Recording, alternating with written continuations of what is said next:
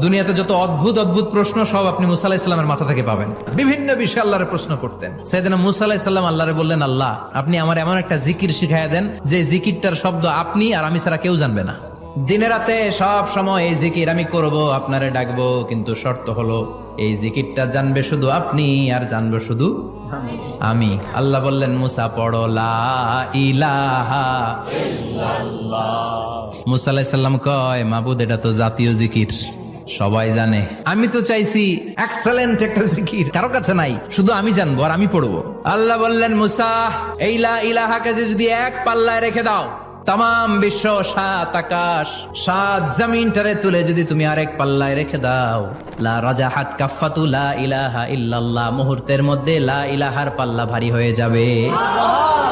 ও মুসা, তুমি যতই এক্সক্লুসিভ জিকির চাও, লা ইলাহার চেয়ে দামি জিকির আমার কাছে নাই।